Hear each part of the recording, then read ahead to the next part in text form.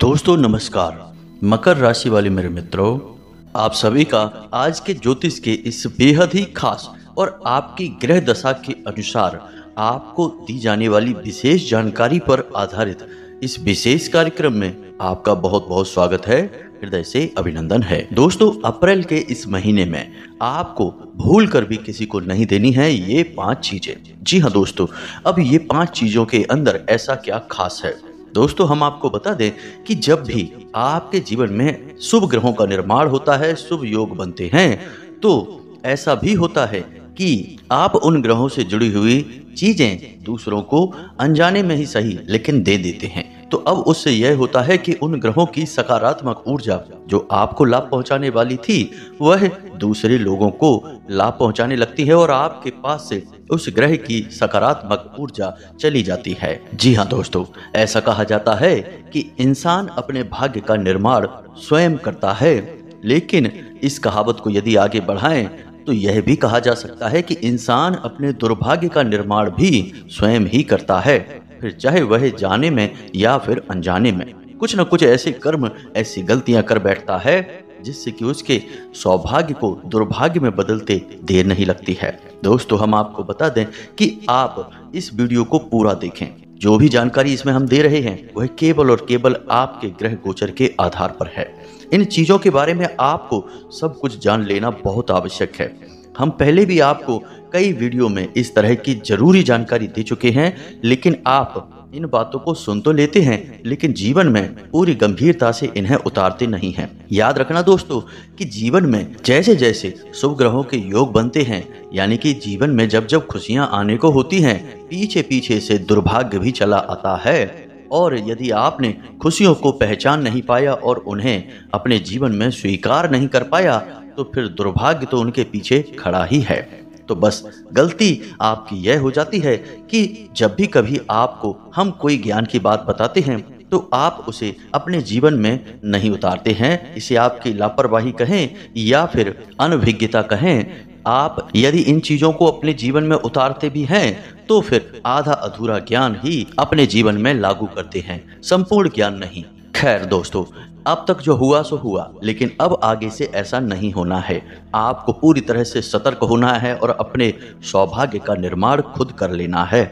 याद रखें दोस्तों कि देने वाले तो देने को तैयार खड़े हैं, लेकिन यदि आपके अंदर क्षमता नहीं है, पात्रता नहीं है, तो आप ले नहीं पाएंगे। कहने का मतलब कि चाहे ग्रह हो, देवी देवता हो, आपके पितृ पूर्वज हो या फिर आपका अच्छा समय, सब कुछ आपको देने के लिए तैयार तो है, लेकिन यदि आपने पात्रता खो दी है तो फिर आप इन चीजों को ले नहीं पाएंगे और चीजें आपके आसपास से बिखर जाएंगी। कई बार ऐसा हुआ है दोस्तों कि आपको लगने लगा है कि अब आपका संघर्ष समाप्त हो गया है, अब आपके जीवन में खुशियां ही खुशियां होंगी, लेकिन अचानक से परिस्थितियां बदल जाती हैं और सब कुछ पहले के जैसा हो जाता है, यानी कि परेशानियों से भरा हुआ जीवन। लेकिन अब इस बार ऐसा नहीं होने देंगे हम, क्योंकि हम आपको सारी बातें विस्तार से समझाएंगे। बस आपका यह धर्म है कि जब हम मेहनत यहाँ कर रहे हैं आपके लिए, तो आपको भी हमारा वीडियो पूरा देखना है, तभी आपके जीवन में सद्गति आएगी और आपको महत्वपूर्ण जानकारी प्राप्त होगी जिसे आप उपयोग करके अपने जीवन को बदल पाएंगे। याद रखना दोस्तों कि जीवन में चाहे किसी भी प्रकार का बदलाव लाना हो, ज्ञान ही एक ऐसा मार्ग है जिस पर चलकर जीवन बदला जा सकता है। तो चलिए इस महत्वपूर्ण जानकारी को शुरू करते हैं और आज की इस वीडियो को प्रारंभ करते हैं। लेकिन इससे पहले आपसे एक हमारा निवेदन है कि माई को पूरे भाव के साथ याद करिए और कमेंट बॉक्स में एक बार नहीं 3 बार लिखना, जय मां भद्रकाली कृपा करो। माई की पूर्ण कृपा आपको प्राप्त हो, ऐसी हम कामना करते हैं। साथ ही साथ आप अपना नाम और अपना स्थान और अपने जीवन से जुड़ी बड़ी समस्या कमेंट बॉक्स में लिखकर अवश्य भेजें। हम शनिवार की सर्व मनोकामना पूर्ति हवन में आपके नाम से आहुतियां करा देंगे और माई के दिव्य दरबार में आपकी अर्जी भी लगा देंगे। इससे माई की कृपा आपको प्राप्त होने लगेगी। दोस्तों, बस एक निवेदन यही है कि शनिवार के दिन रात्रि को 9 बजे अपने घर के मुख्य दरवाजे पर गाय के घी का एक दीपक अवश्य जलाना, क्योंकि यही वो समय होता है जब हम यहाँ पर आपके लिए हवन और क्रियाएं कर रहे होते हैं। यदि आप दीपक जलाएंगे तो तालमेल सही बैठेगा और माई की कृपा आपको जल्द से जल्द प्राप्त होगी। जब हम प्रयास करेंगे और आप प्रयास करेंगे तो फिर क्यों नहीं तकलीफें दूर होंगी, क्यों नहीं ईश्वर की कृपा आपको मिलेगी। उम्मीद है आप सारी बातें समझ चुके होंगे। तो चलिए वीडियो में आगे बढ़ते हैं। दोस्तों, संसार में यदि हम जीते हैं, काम करते हैं, तो लेन देन तो करना पड़ता ही है। और यह बात भी सत्य है कि बिना लेन देन किए इस संसार में काम चलते भी नहीं है। अब फिर चाहे वह लेन देन किसी भी प्रकार का क्यों ना हो, हमें करना ही पड़ता है। कभी हम अपने परिवार में, कभी हम अपने अड़ोस पड़ोस में, दोस्त यारों के साथ में किसी न किसी प्रकार की चीजों का, रुपए पैसे का लेन देन करते ही रहते हैं। लेकिन दोस्तों, हम आपको बता दें कि हमारी वैदिक संस्कृति में और ज्योतिष शास्त्र में भी कुछ चीजों के लेन देन को पूरी तरह से निषेध माना गया है। इन चीजों का लेन देन भूल कर भी नहीं करना चाहिए। अब सबसे महत्वपूर्ण बात यहाँ पर यह है कि जो भी ग्रह आपके जीवन में शुभ फल दे रहे हैं, उन ग्रहों से संबंधित चीजों का कभी भी लेन देन नहीं किया जाता है। दान देना एक अलग चीज है। अगर हम उन ग्रहों से जुड़ी हुई चीजों का दान करते हैं तो उन ग्रहों की शक्ति और बढ़ जाती है। लेकिन बस यूं ही केवल अपनी मित्रता या अपना रिश्ता निभाने के लिए हम उन ग्रहों से संबंधित चीजों का लेन देन कर देंगे तो निश्चित तौर पर उन ग्रहों की ऊर्जा कमजोर पड़ जाती है। इसी के साथ साथ दोस्तों, हमें जीवन में धीमे धीमे हानियां होना प्रारंभ हो जाती हैं। कुछ ग्रह बेहद क्रूर होते हैं तो वे एकदम से हानि पहुंचाते हैं। वहीं कुछ ग्रह ऐसे होते हैं जो मंद प्रभाव रखते हैं, तो उनके द्वारा दी जाने वाली हानियां भी धीमी होती हैं, लेकिन वे लंबे समय तक प्रताड़ित करते रहते हैं। तो दोस्तों, अब ध्यान से समझिए, आपकी राशि में एक त्रिशंकु योग बन रहा है जिसमें राहु, शनि और बुध एक साथ मिलकर एक ऐसा योग बना रहे हैं जो आपको लाभ पहुंचाने वाला है। जी हाँ दोस्तों, आपके जीवन में बहुत सारे अच्छे पल आने वाले हैं, खास तौर से इस फरवरी माह में। लेकिन यदि आप इन तीनों ग्रहों से संबंधित चीजों का लेन देन किसी व्यक्ति के साथ कर देंगे, फिर चाहे वह आपका कितना ही खास क्यों ना हो, आपका अपना भाई ही क्यों ना हो, तो आपको हानि होगी। आपको जो फायदे पहुंचने वाले होंगे, जो आपको सुविधाएं मिलने वाली होंगी, वे आने वाले समय में नहीं मिलेंगी। उल्टा होगा यह कि हो सकता है कि आपको हानियां ही मिलें, आपके जीवन में कष्ट और परेशानियां ही शामिल हो जाएं। तो अब ऐसे में आपको यह जानना बेहद आवश्यक है कि इन ग्रहों से संबंधित चीजें कौन सी हैं और किन चीजों को आपको परहेज करना है। यदि कोई मांगे तो आपको उसे टाल देना है, किसी भी कीमत में देना नहीं है। तो अब ध्यान से समझिए, हम सबसे पहले सबसे खतरनाक और अचानक से मिलने वाले लाभ और हानि के बारे में बात करेंगे। उस ग्रह के बारे में बात करेंगे। उस ग्रह का नाम है राहु। दोस्तों, इस संसार में जब भी कभी किसी इंसान के जीवन में पीड़ा आती है, परेशानियां आती हैं, तो निश्चित तौर पर उसका राहु खराब होता है, क्योंकि राहु के पास केवल सिर है और सिर में राहु का प्रभाव सबसे अधिक होता है। तो पहले जीवन में राहु खराब होता है, वह इंसान को मति भ्रम देता है। जी हाँ दोस्तों, उसकी विचारधारा को खराब कर देता है, दूषित कर देता है। उसके बाद फिर अन्य ग्रहों के दुष्प्रभाव मिलने प्रारंभ हो जाते हैं। जी हाँ दोस्तों, तो अब आप सतर्क हो जाइए, क्योंकि आपकी राशि में भी बन चुका है यही त्रिशंकु योग। अब आपको संभल कर चलना है। कुछ विशेष उपाय होंगे, वो भी हम आपको वीडियो के अंत में बताएंगे, जिन्हें आपको अवश्य कर लेना है। इससे इन ग्रहों से निकलने वाली नकारात्मक ऊर्जा से आप बच जाएंगे।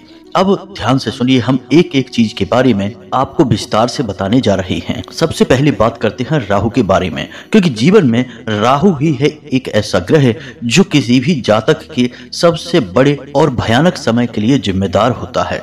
जी हाँ दोस्तों, तो राहु से जुड़ी चीजों के बारे में आप समझिए। इन चीजों का आपको भूल कर भी लेन देन नहीं करना है।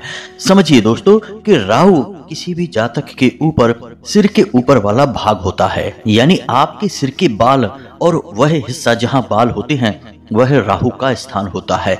अब आपको अपने उसी स्थान से जुड़ी हुई चीजें किसी को भी प्रयोग के लिए भी नहीं देनी है, जैसे शैम्पू है, कंघी है, टोपी है, पगड़ी है। इसी के साथ साथ दोस्तों, उंगलियों में पहने जाने वाले और हाथ में पहने जाने वाले कड़े और घड़ी। जी हाँ दोस्तों, आपको अपनी घड़ी भूल कर भी किसी को नहीं देनी है, ना ही किसी और की घड़ी आपको पहननी है। इससे भयंकर राहु दोष उत्पन्न हो जाता है। इसी के साथ साथ दोस्तों, आप यदि अपने हाथ में कोई ब्रेसलेट, कोई चूड़ा या उंगलियों में किसी भी प्रकार की किसी अन्य धातु की, सोने के अलावा किसी अन्य धातु की अंगूठी वगैरह पहनते हैं तो उसका भी लेन देन आपको भूल कर भी नहीं करना है। जी हाँ दोस्तों, अब इसी के साथ साथ कुछ और भी चीजें हैं जो आपके घर में मौजूद हैं और उनका सीधा संबंध राहु से होता है, तो ध्यान से समझ लें, इन चीजों को भी आपको लेन देन में नहीं लेना है।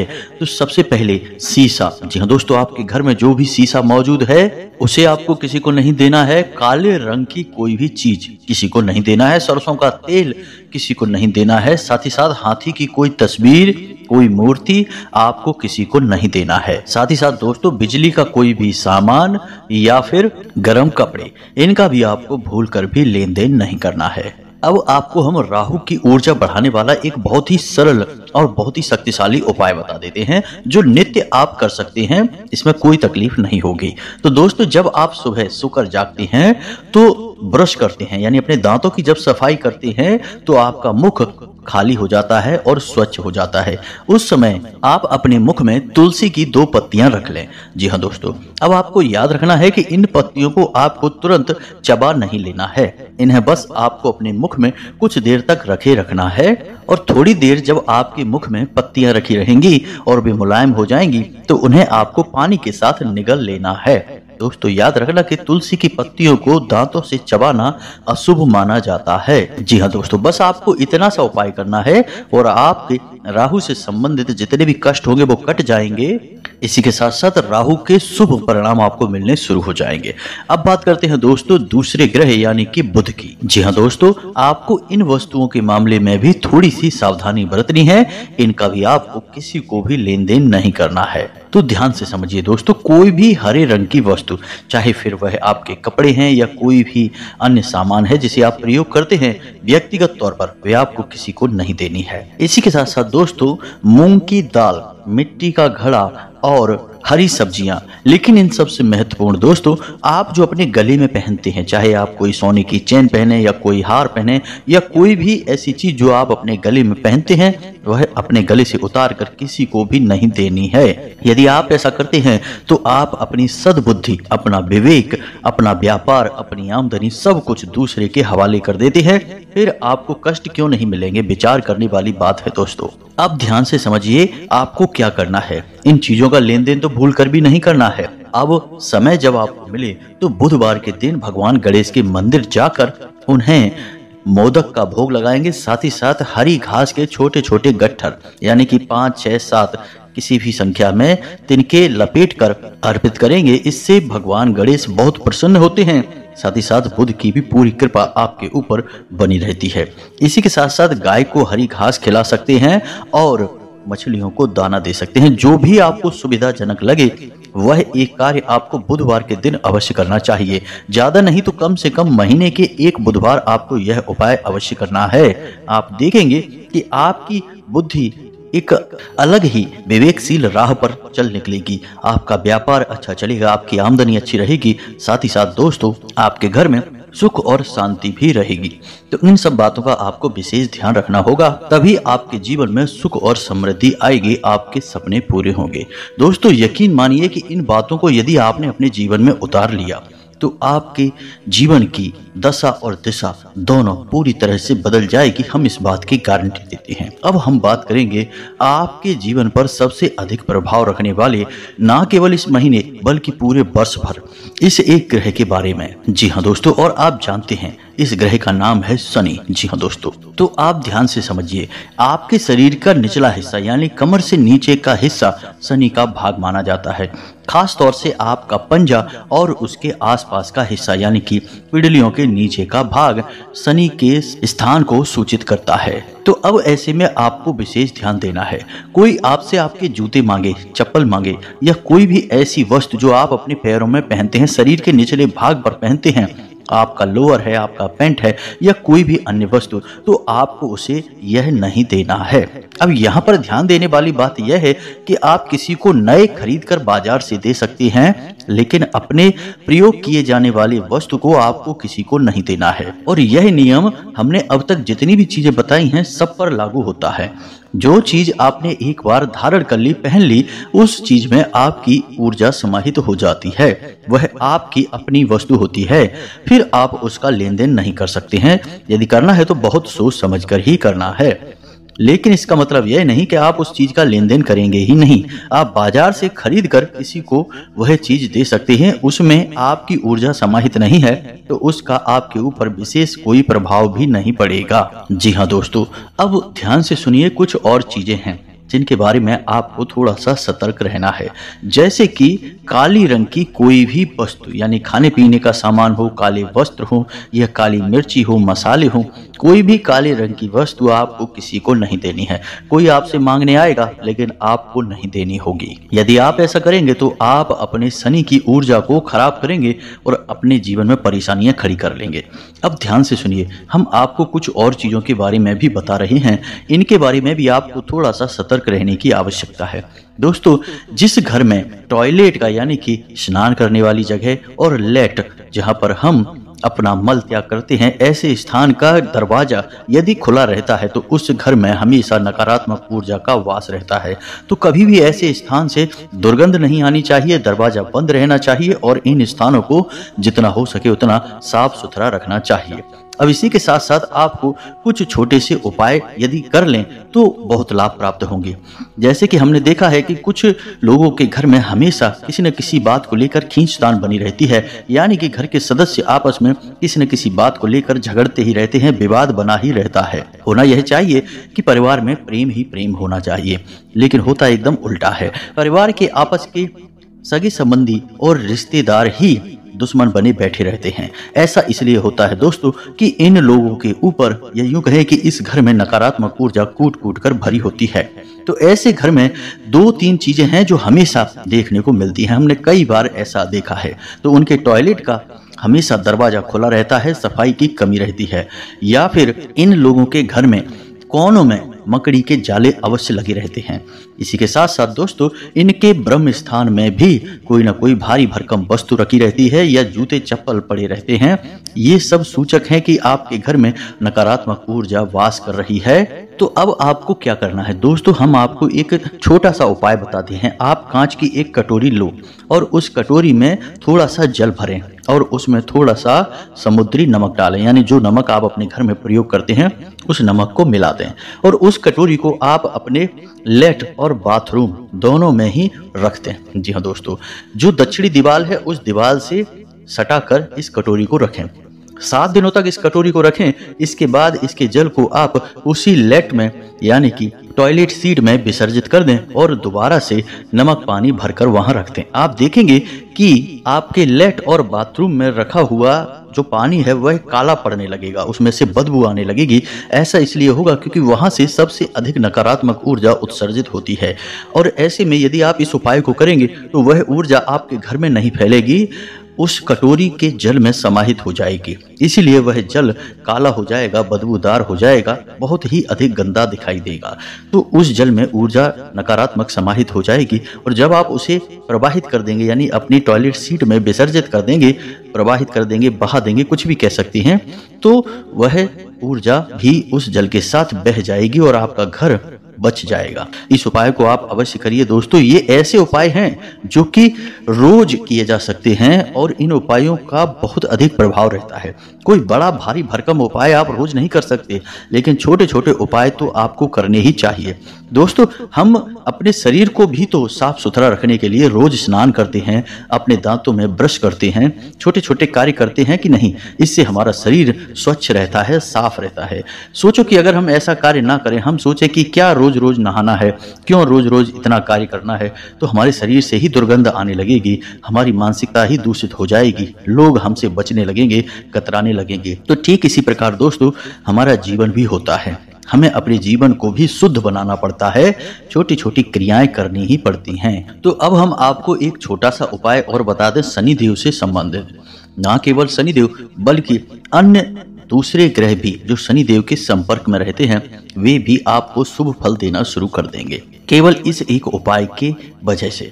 तो ध्यान से सुनिए दोस्तों, आपको क्या करना है कि शनिवार के दिन किसी ऐसे मंदिर में जाना है जहां पर पीपल का वृक्ष हो। आपको शनिदेव के ऐसे मंदिर में नहीं जाना है जहां शनिदेव की मूर्ति लगी रहती है। शनिदेव की दृष्टि हमेशा वक्री होती है और वह हमेशा नुकसान ही पहुंचाती है। यह शनिदेव को श्राप लगा हुआ है। अब लोगों को इस विषय पे ज्यादा ज्ञान नहीं होता है तो वे शनिदेव की मूर्ति लगा देते हैं, लेकिन शनिदेव का असली शुद्ध स्वरूप शिला स्वरूप माना जाता है।